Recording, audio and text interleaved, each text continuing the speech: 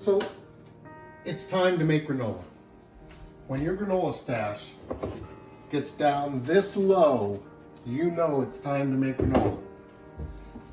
So I've got everything measured out here, so hopefully this will go smoothly.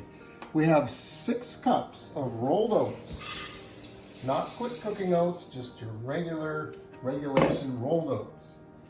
1.5 cups of slivered almonds. And we have 1.5 cups of chopped pecans. This is a little more because it was the bottom of the bag and might as well use them up. Buy the big bag of pecans from Costco, a couple of batches of granola, a pecan pie, maybe a little pecan crusted salmon, and bam, it's gone, just like that. So, shredded coconut, another 1.5 cups. During the quarantine here, this has been a really difficult product to find. The last batch of granola was made with some sort of eco-groovy coconut that just wasn't the same. This is your sweetened, flaked coconut, the kind that Grandma used to bake with. And apparently Grandpa is baking with now. Oh, look, stragglers.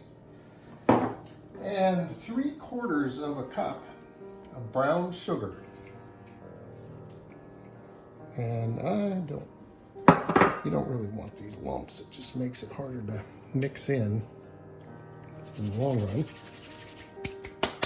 And then the last thing, and this is totally optional of course, but here's a 1/2 cup of flax seeds and a little more than 1/2 cup of pumpkin seeds.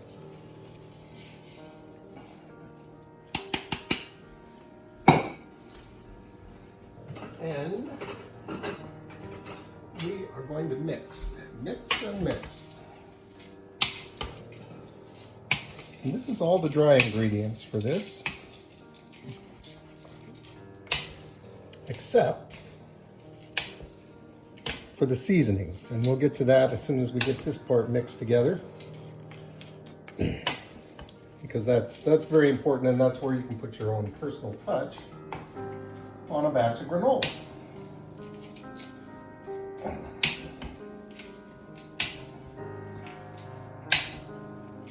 Okay, that's pretty good for now. Now, let's go raid the spice cupboard. We have ground cardamom, garam masala, nutmeg, and the main spice for this, cinnamon. And like I say, you can use whatever you'd like in here. It's totally up to you. And I'm going to start this right off. As you can see, we use a lot of this. We get it in bulk from the co-op and go through it. So I'm going to put in about 4 tablespoons of cinnamon.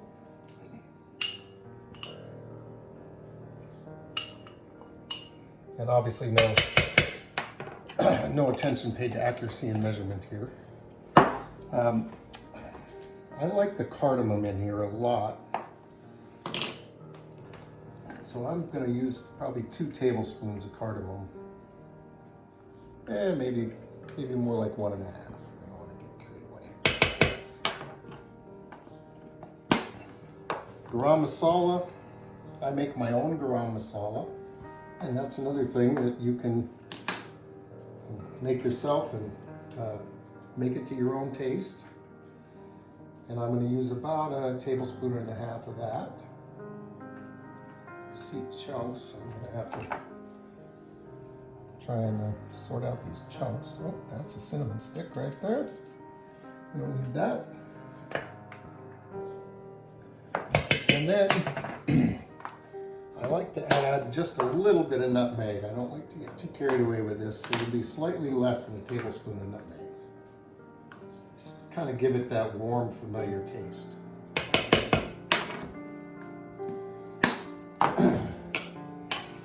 So now, we'll get that all mixed together.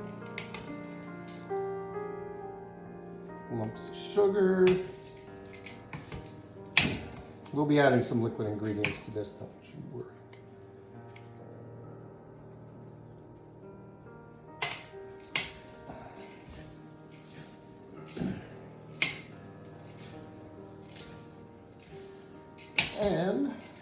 one last, before I get done mixing this, we need about 3/4 of a tablespoon of salt. Yeah, close enough.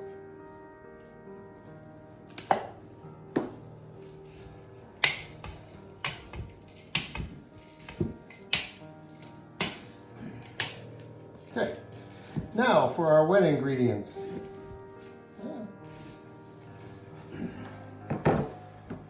We will use 3/4 of a cup of peanut oil. I love the extra flavor that this gives it by using peanut oil.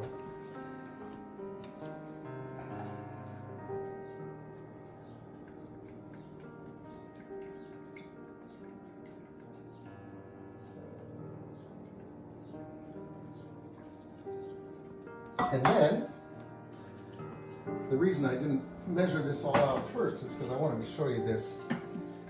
If you measure the oil first and the maple syrup second, all the maple syrup comes out of the measuring cup without any trouble. So another 3/4 of a cup of maple syrup.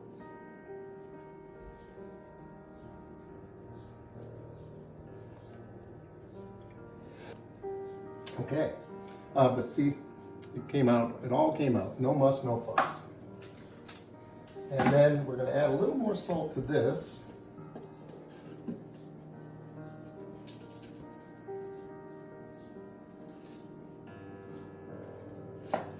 And whisk this up.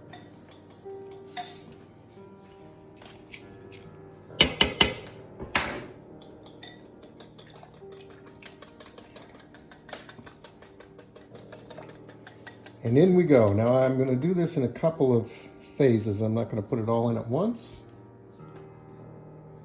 just to help with the mixing part.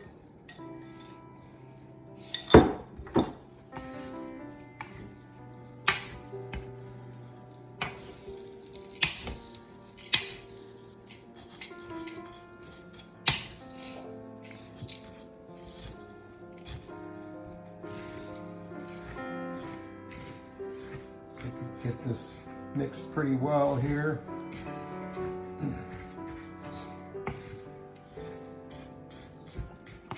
give that another round.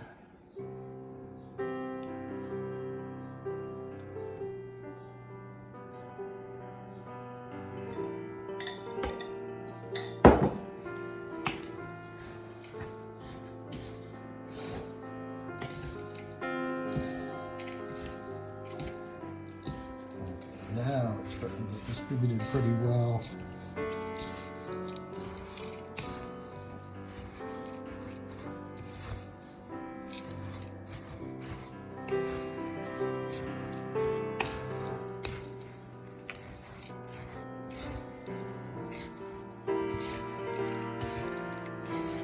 Now we'll get the rest of this in here.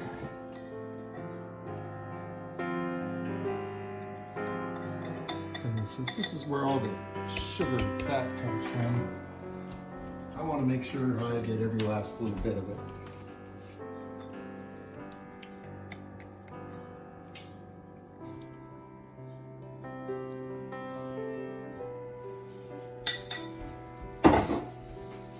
Okay.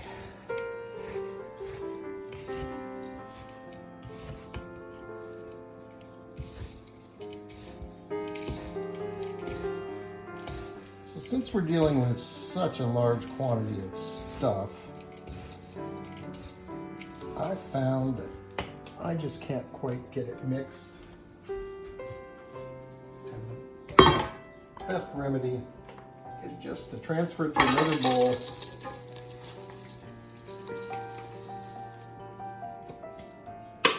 And you see how much we get all this stuff off the bottom this way.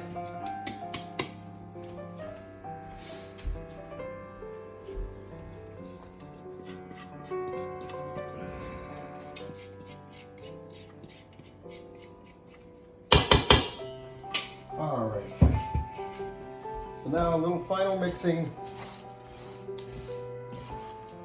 and we'll be ready to get this prepared for baking. So now that the film crew has cleaned up all my dirty dishes, it's time to get this ready to go in the oven. I have lightly oiled these 2 pans, and I'm just going to try and evenly distribute.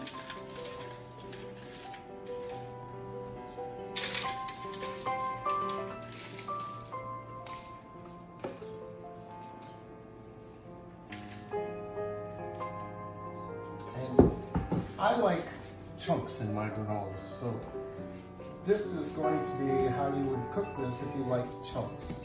If you don't prefer chunks in your granola, you can loosely lay this in the pan and stir it as it cooks. I'm going to pack this down and I'm not going to stir it at all while it cooks.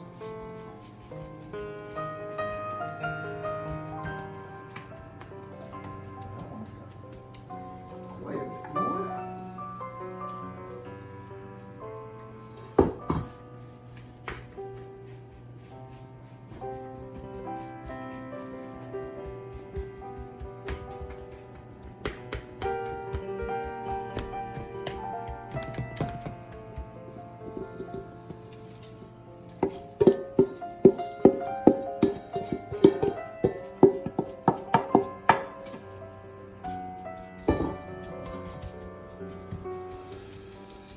Okay, and there you have it. We're ready to go.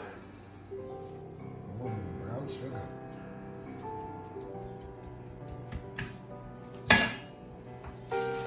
And the oven's ready. So I've got 2 shelves fairly close together. And this is at 250, and it's gonna cook for about 2 hours, and I'm gonna turn it every 40 minutes. And that's that. Okay, our first 40 minutes are done. You'll notice we're not seeing any browning. We're not going to see much browning with all the cinnamon on here. Doesn't really change color much when it cooks.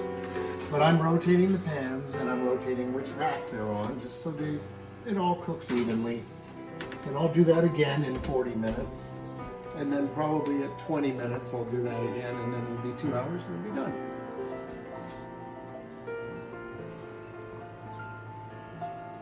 No, that's not what I meant.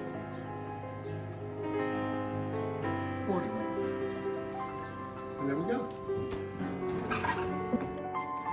So it is called 2 cooks in the kitchen, not just 1. So there is another one here. So our granola now is cooled. It's all done cooking. It's cooled, and see it caramelized, so it's a little chunky. And this is where Kelly really likes the currants in the granola, so she gets to add them. This is my job, other than washing dishes for hours. Put a cup of them on here. Sprinkle them all around. They're going to get blended in. I'm not going to just leave it like that. It's all going in one big pot.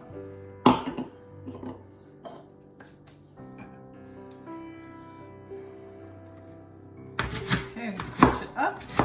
Matthew liked to point out that he likes chunks of his granola, so I'm gonna kind of just do a light stir with the granola in there before I put it in my container.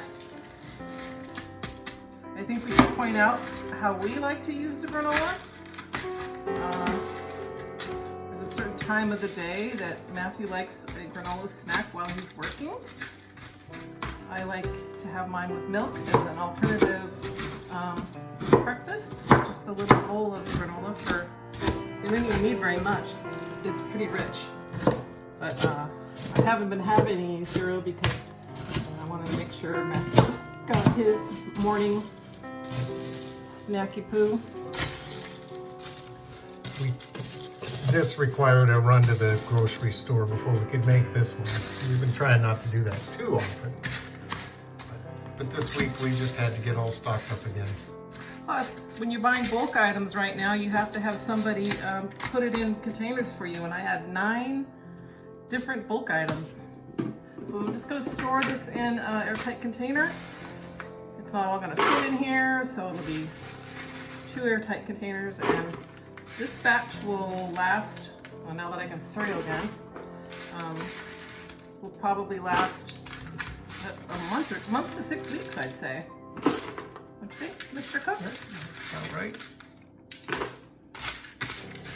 All those good crunchies in there. Delicious.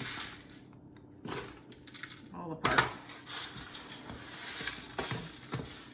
And makes another mess. We don't have a dog, so the cleanup crew will come and get it, which is me. Okay, that's about how it goes. Okay, that's about it. That's about it. Thank you for viewing Two Cooks in the Kitchen.